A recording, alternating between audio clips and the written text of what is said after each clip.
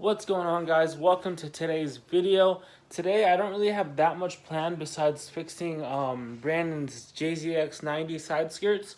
So we're just gonna start with that and kind of see how the day plays out, because honestly I have no idea what I'm gonna do. So who knows, maybe we'll do a little bit more work on S13 today, but let's go ahead and just start working on those side skirts. Because you are working on fiberglass, you got to break out the shitty table. As you can see, there's fiberglass and resin and a whole bunch of stuff and paint on this table.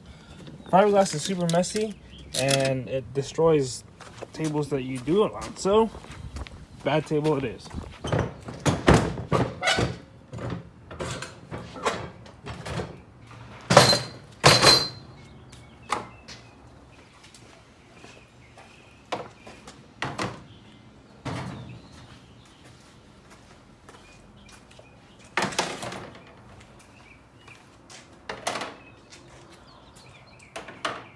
So we have the JZX90 side skirts. The corner is a little broken here, little scraped up here, scraped up there. This one is a little bit more damage to it. This corner is not completely there, but it needs some work. So if you look at it, as you can see, we're missing that piece of the corner, so we'll have to remake that. And the fender flares, not that bad. We'll just wheel rub on it there. I'm just gonna lay some glass on the back to reinforce it. Body filler the outside. Same with this side. I believe this one actually cracked through. Yep. So we're gonna reinforce that. Get some body filler on it. So yeah, I guess I'll show you guys my little steps. What I like to do is I tape the outside edge of where I need to glass. It just gives me a point of reference when I'm actually laying the glass. That way I know, okay, that's where I have to put it. And it also holds everything together in a decent shape. That way nothing moves out of place while you're glassing and it's curing. After that, you have to go to the back, sand it, not sand it, but like, yeah, sand it, scuff it up a bit just so the fiberglass has a nice surface to grab onto, clean it up, and then literally cut your fiberglass pads out, brush your resin, fiberglass, brush your resin, and do as many layers as you think you need. And yeah, then we'll go on with the body filler, but let's just go ahead and cut to a time lapse of the fiberglass.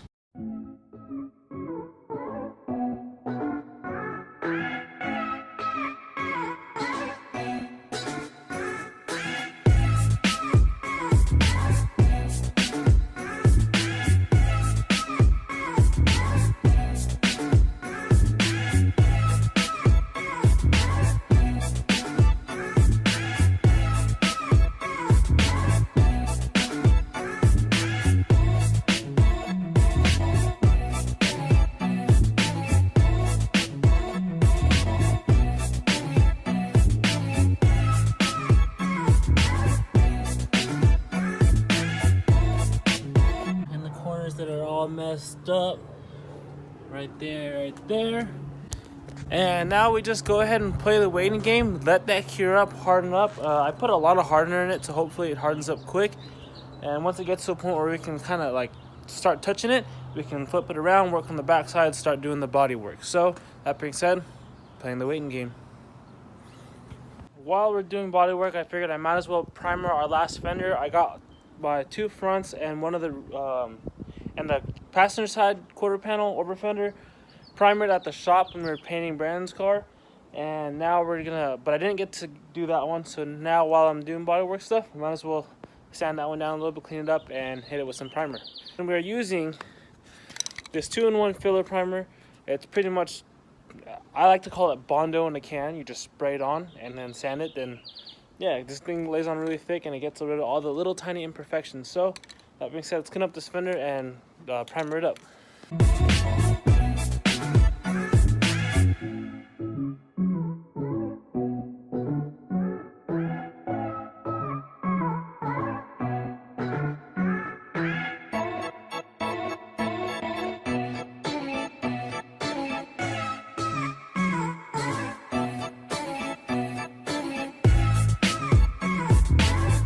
Alright, it seems to be cured enough now, so we're going to go ahead and peel our masking tape off of the outside so we can see what shape we're working with and how much body work we gotta do. Now that this is all unwrapped, you can see what we're working with, and we have to make this body line smooth. There's a body line here that we have to smoothen out all of this. So that being said, let's go ahead and just get to work trimming the edges to where they need to be and getting it smooth.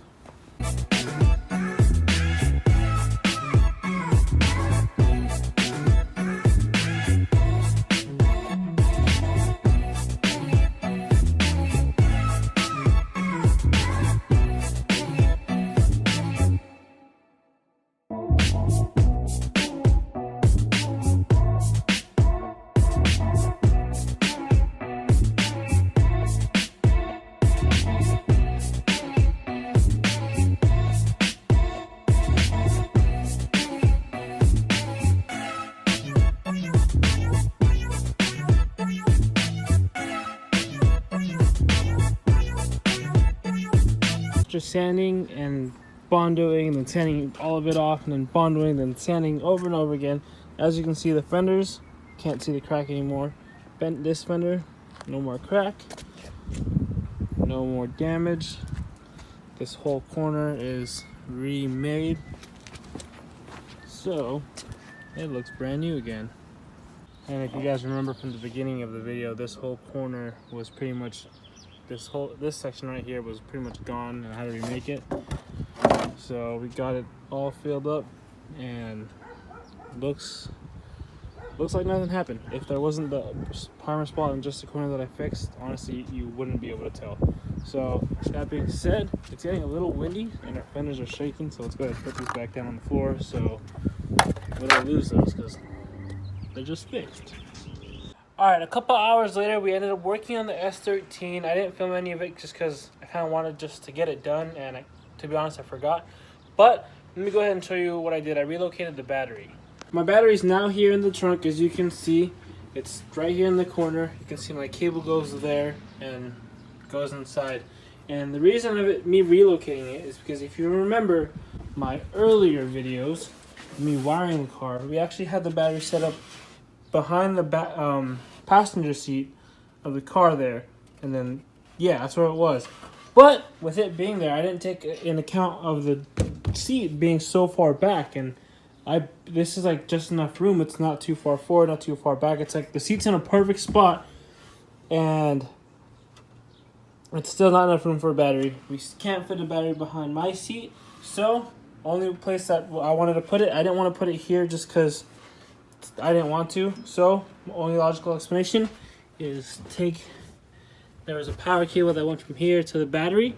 I just made a super long one, goes down to the back, and then comes along with the other wires, routes the same exact way, comes to the back,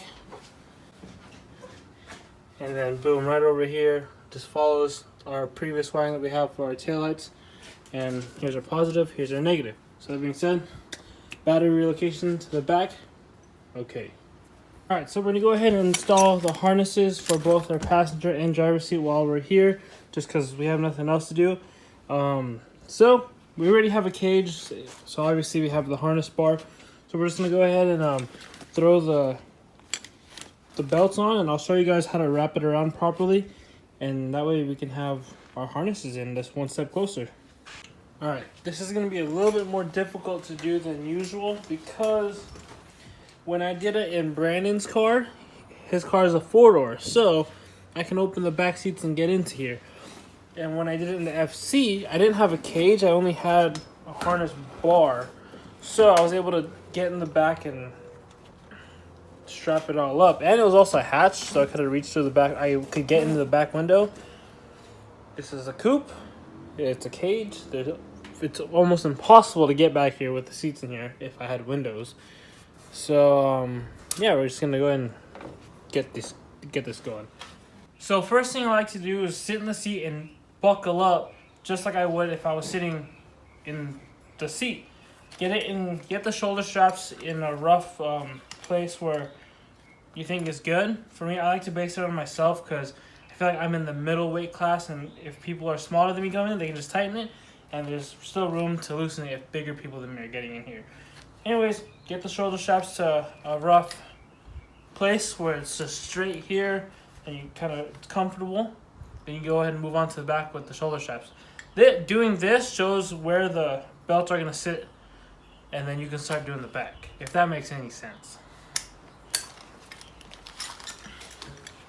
So once you got your buckles in or your belts in a place where you think they're going to be, you can go ahead and move over to the harness bar, and then you can start wrapping your harnesses. How I do it, I go from under, and then you wrap around the bar and go through this loop again.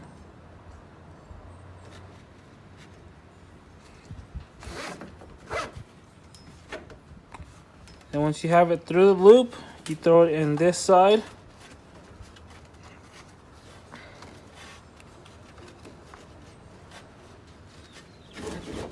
Pull it through.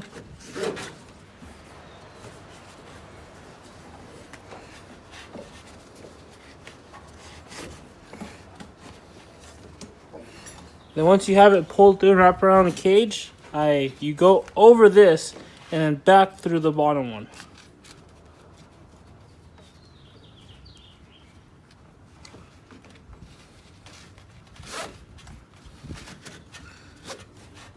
And then it's up to you what you want to do. You can either leave this dangling, but I like to roll it up like so, but neater. Put a zip tie around it, and that way it looks all neat. So, but yeah, that's how you install your harnesses to your harness bar. So let's go ahead and knock out the other 3 shoulder belts, and we'll get going.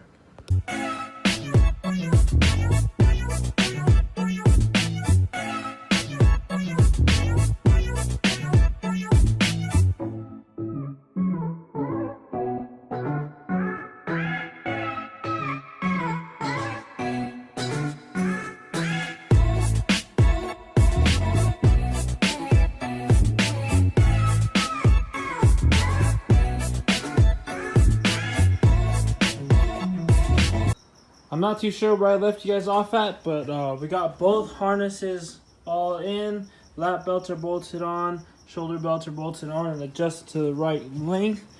You can see we have it all nice and rolled up there, so it's not just dangling both sides. So yeah, harnesses are now installed.